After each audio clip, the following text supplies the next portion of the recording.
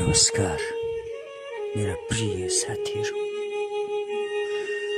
जीवन भोगाईको अर्को एउटा पानामा यहाँलाई हार्दिक स्वागत गर्न चाहन्छु। म प्रस्तुता यसकै आकाशको तर्फबाट। आज दाङ जिल्ला रामपुर निवासी, हाल प्रवासमा रहेर पनि सङ्घर्ष गरिरहनुभएका एक सङ्घर्षरत अपराजित यात्री मित्रलाल पार्थेको जीवन भोगाईको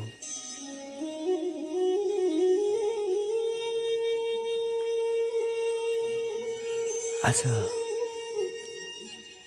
मित्रलाल पार्थेको जीवन भोगाईको पाना यहाँहरूमाझमा पल्टाउँदै उहाँको भोगाई जस्ताको त्यस्तै प्रस्तुत गर्ने जमर्को गरिरहेको छु। आशा छ अवश्य पनि अन्तिमसम्म सुनेर साथ दिनुहुनेछ। प्रस्तुत गर्न चाहन्छु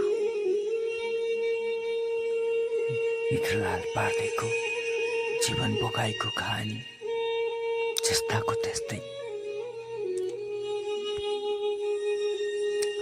खुसी समाज निर्माण, साथी दर्शन, सानो त्याग सङ्घर्षले जन्मिएको छैन। हल्का नसोच्नु, म हारेको छैन, म अझै उभिएको छु। म उभिनेछु सडकमा, म उभिनेछु मेरा कुनै कालखण्डमा सामान दिएर धेरै लामो समय। म उभिनेछु सडकमा, म उभिनेछु मेरा कुनै कालखण्डमा सामान दिएर धेरै लामो समय भएका बाध्यताको भुमरीमा परेर।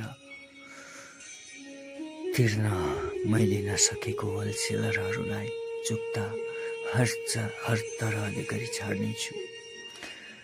तपाईहरू कोही पनि मेरो कारणले बेखुसी हुनुपर्ने छैन। म सडकमा देखिनेछु, जङ्गलमा देखिनेछु, पेरिसमा देखिनेछु, म काठमाडौँमा देखिनेछु, म स्वर्गद्वारीमा देखिनेछु, म पोल्यान्डका हरेक सहरमा देखिनेछु, म संसारभर देखिनेछु। हो साथी, आत्मसम्मानको यात्रामा हरेक मञ्चमा म उभिनेछु, तर निराश हुने छैन। पोल्यान्ड सरकारमा पनि देखिनेछु, हरेक सामाजिक संस्थाहरूमा देखिनेछु, तर स्वाभिमान जोगाएर राख्नेछु, इमान्दारिता जोगाएर राख्नेछु। पीडा लुकाएर होइन साथी, खुला गरेर आकाश सफा पारेर बल्ल खुसी समाज निर्माण गर्नेछु।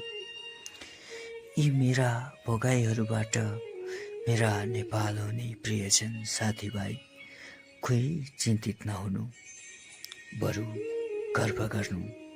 स्वाभिमानको लागि सडक आउन तयार, तर आत्मसम्मान र इमान्दारिता गुमाउन कहिल्यै नपरोस्।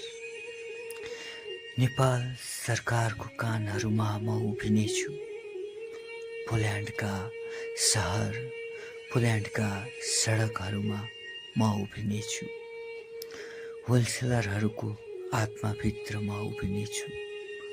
सरकारको कानभित्र म दयाको पात्र कतै आप्रवासी हुन चाहन्न। म दयाको पात्र कतै नेपाली आप्रवासी हुन चाहन्न। म चाहन्छु आत्मसम्मान, म चाहन्छु मैले देखेको सपनाको आँकुरा, म चाहन्छु खुसी समाज, खुसी मन।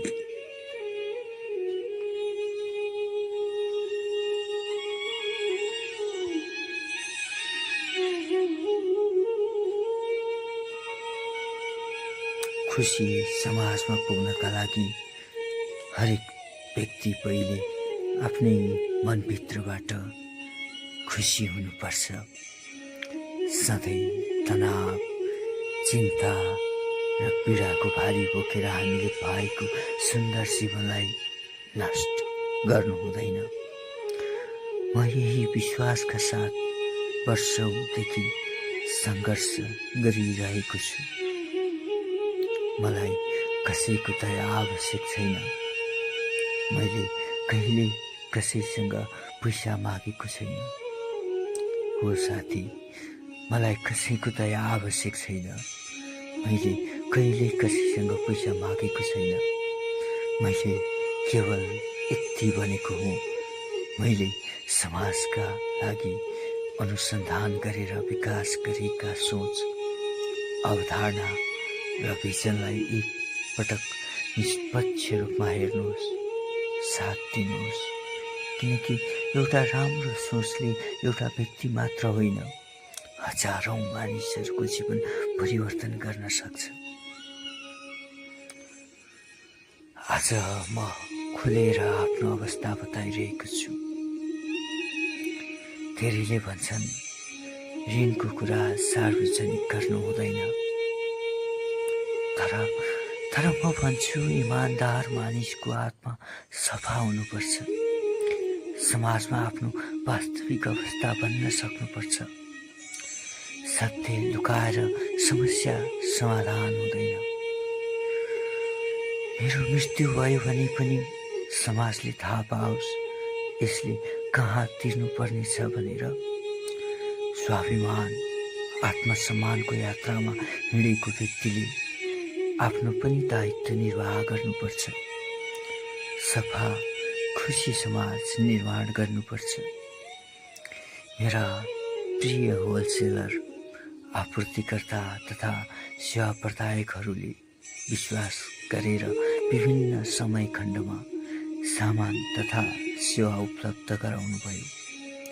उहाँहरूको विश्वासको मूल्य चुकाउनु मेरो धर्म हो। उहाँहरूको मन दुखाएर, उहाँहरूलाई पीडा दिएर वा उहाँहरूको पैसा नतिरेर म कहिल्यै खुसी समाजमा पुग्न सक्दिनँ। साथी, आज मसँग रहेका अनुमानित दायित्वहरू यहाँ प्रस्तुत गर्न चाहन्छु। सबैभन्दा पहिले लिटल इन्डिया, जहाँ मैले झन्डै 16 लाखको दायित्व बोकेको छु।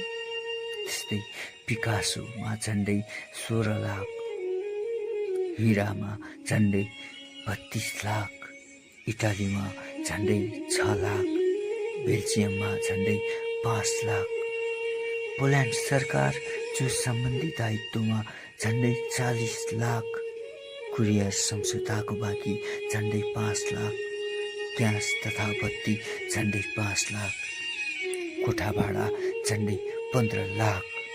हाल केही राहत प्राप्त पनि भएको छ। जम्मा अनुमानित दायित्व झन्डै 1,40,00,000 रुपैयाँ। केही व्यक्तिगत जीवन निर्वाह गर्दा या सानो कुनै व्यवसाय एकाएक चारैतिरबाट बन्देज हुँदा बाध्यतावश लिएको 2-4 लाख त होला। मसित सामान होला झन्डै 30 लाख। पोल्यान्डमा उठाउन पर्ने झन्डै 25 लाख रुपैयाँ बाँकी छ। साथी, यी सबै दायित्व मेरा हुन्। ती तिर्ने जिम्मेवारी पनि मेरो हो। म यसबाट भाग्ने छैन। कहिलेकाहीँ नबोलु भन्दा पनि बोल्नुपर्ने पीडा, कहिलेकाहीँ नबोलु भन्दा पनि बोल्नुपर्ने पीडा, व्यक्त नगरौँ भन्दा पनि गर्नुपर्ने अवस्था आउँदो रहेछ। साथी, मेरो पृथ्वीमा हरेक व्यक्तिहरू खुसी साथ बाँच्न पाउनुपर्छ भन्नको लागि जन्म भएको हो। कतिले नयाँ कम्पनी खोल्न सुझाव दिए, कतिले पुरानो बन्द गरेर नयाँ सुरुवात गर्न भने, तर मेरो आत्मा सम्मानले त्यो स्वीकार गरेन।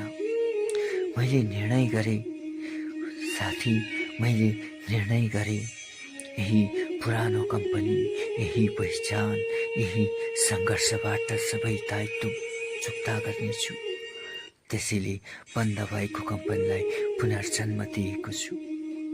यो मेरो रहर होइन, यो मेरो सपना देखेको सजिलो यात्रा पनि होइन। साँचो कुरा त के हो भने यस्तो अवस्था कुनै पनि व्यवसायीले चाहँदैन। आत्मसम्मानमा चोट पुग्दा कति पीडा हुन्छ त्यो भोग्नेले मात्र बुझ्छ। तर जब कसैले कुरा बुझ्दैन, जब कसैले कुरा सुन्दैन, जब साना व्यवसायीहरूको आवाज कसैले सुन्दैन, तब उनीहरू बाध्य भएर सडकमा आउँछन्। म पनि आज त्यही मोडमा उभिएको छु। म सामान बेच्न चाहन्छु भने त्यो विलासिताको लागि होइन, खालि आफ्ना साना बच्चाहरूको खुसीका लागि, आफ्नो जिम्मेवारी पुरा गर्नका लागि, आफ्ना साझेदारहरूको विश्वास जोगाउनका लागि हो। म सरकारसँग भिख माग्दिनँ, किनभने मैले पनि यही प्रणालीलाई वर्षौँदेखि कर तिरेको छु। व्यवसाय गर्दा लाखौँ रुपियाँ कर, शुल्क, भन्सार र विभिन्न शीर्षकमा राज्यलाई योगदान दिएको छु। आज कठिनाइमा परे भनेर म कसैसँग भिख माग्ने पक्षमा छैन। म विश्वास गर्छु साना व्यवसायीहरूलाई भिखारी बनाउने होइन, सम्मानपूर्वक बाँच्न सक्ने वातावरण दिनुपर्छ। मर्ने बेला थोरै पेन्सन दिएर होइन, बाँचेको बेला अवसर दिएर सम्मान गर्नुपर्छ। मेरो उद्देश्य केवल कम्पनी बनाउने, कम्पनी चलाउने, सामान बेच्ने वा ऋण लिँदै जीवन सकाउने मात्र होइन। मेरो उद्देश्य हजारौं साना व्यवसायीहरूलाई मैले भोगेको अवस्थाबाट जोगाउनु हो। जब क्यासिनोको मूल्य बढ्छ, जब रक्सीको मूल्य बढ्छ, जब विलासिताका वस्तुहरूको मूल्य बढ्छ, त्यसलाई सामान्य रूपमा स्वीकार गरिन्छ। तर आफ्नै देशबाट आएको सामान किन महँगो भयो भनेर आप्रवासी व्यवसायीले प्रश्न गरिन्छ। उसले भोगेको ढुवानी, भन्सार, गोदाम, कर, पसल, कर्मचारी र जोखिम कसैले देख्दैन। मैले नेपाली सामानको निस्वार्थ प्रचार प्रसार गरेँ, मानिसहरूलाई व्यवसाय गर्न प्रेरित गरेँ, आत्मनिर्भर बन्न आग्रह गरेँ। यदि यो अपराध हो भने मेरो अपराध यही हो। आज संसारभर हजारौं व्यवसायीहरू आर्थिक, मानसिक र सामाजिक दबावमा बाँचिरहेका छन्। कतिले आफ्नो पीडा व्यक्त गर्न सकेनन्, कतिले आत्मसम्मान गुमाए, कतिले आत्महत्या गरे, कतिले जीवनभर दयाको पात्र बनेर हिँड्नु पर्यो। मध्ये एक हुन चाहन्न साथी। मलाई पैसा दिएर बचाउनु पर्छ भन्ने होइन, मलाई दया चाहिएको होइन। मलाई कमसेकम मेरो अनुसन्धान, मेरो अनुभव र मेरो सोचलाई सुन्ने अवसर चाहिएको हो। जब कुनै आप्रवासीले एक रातमा लाखौं खर्च गर्छ, त्यो सामान्य मानिन्छ। तर कसैले कार्यालय खोलेर सेवा दिएर समुदायलाई सहयोग गरेर सानो शुल्क लिँदा अपराधी बनाइन्छ। यही मानसिकताले साना व्यवसायीहरूलाई सबैभन्दा धेरै चोट पुर्याएको छ। साना व्यवसायीहरू कुनै समाजका बोझ होइनन्, उनीहरू नै रोजगारी सिर्जना गर्ने वर्ग हुन्। उनीहरू नै अर्थतन्त्रका आधार स्तम्भ हुन्। तर धेरै अवस्थामा सरकार, संस्था, बैंक, कानुनी संरचना र हाम्रो सामूहिक सोच समेत साना व्यवसायीहरूमाथि अतिरिक्त बोझ बन्न पुगेका छन्। नेपाल सरकारले विदेशमा नेपाली सामान पठाउने र बेच्ने साना व्यवसायीहरूको हित अनुकूल नीति निर्माण गर्नुपर्छ। किनकि उनीहरूले केवल सामान बेचिरहेका छैनन्, उनीहरूले नेपालको पहिचान, संस्कृति र उत्पादनलाई विश्वमा पुर्याइरहेका छन्। सायद यिनै यथार्थहरूको बोध गराउन मेरो जन्म भएको हो।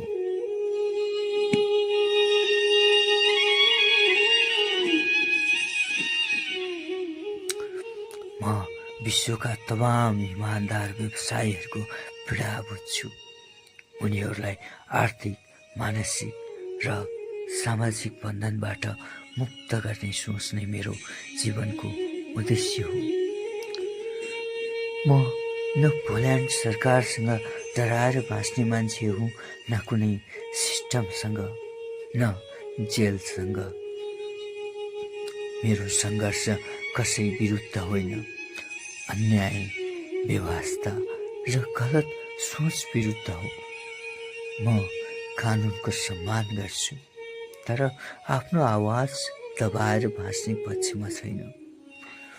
तर यति सबै हुँदाहुँदै पनि म हाँस्नेछु, रमाउनेछु, खुसी हुनेछु साथी, किनकि खुसी समाज निर्माण गर्ने व्यक्ति आफै निराश भएर बाँच्न सक्दैन।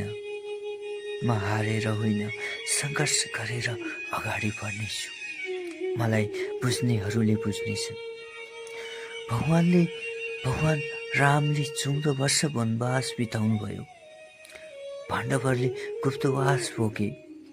गौतम बुद्धले जङ्गलमा सत्य खोज्नु पर्यो। इतिहासका कुनै पनि महान यात्राहरू सङ्घर्ष बिना सफल भएका छैनन्। त्यसैले आज म पनि भन्छु, म हारेको छैन, म अझै उभिएको छु। म हारेको छैन, म अझै उभिएको छु। म अझै सपना देखिरहेको छु। म अझै जिम्मेवारीबाट भागेको छैन। म मागेर होइन, मेहनत गरेर, सङ्घर्ष गरेर, आवश्यक परे शून्यबाट फेरि सुरु गरेर पनि सबै दायित्व चुक्ता गर्नेछु। मलाई दया होइन साथी, मेरो सोचलाई साथ चाहिएको हो। किनकि मैले देखेको सपना मेरो लागि मात्र होइन, सबैका लागि हो। सबैको जय होस्, सबैको सम्मान होस्, सबैको प्रगति होस्, सबैले खुसीका साथ जीवन बिताउन पाउन्।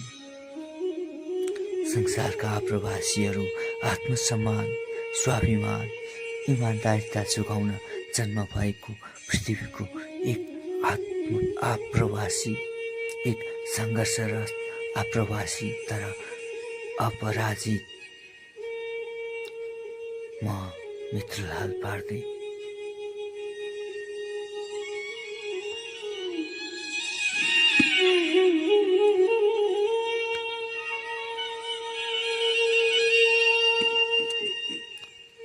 आजको यो जीवन भोगाइको पाना पल्टाउँदै जाँदा आप्रवासी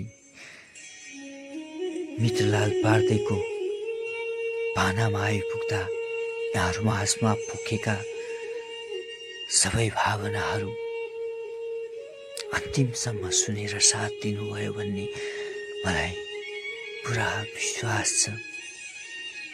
उहाँको यो भोगाई मात्र होइन, उहाँले गर्नुभएको अठोटमा तपाईँ हामी सबैको पूर्ण साथको खाँचो छ। त्यसैले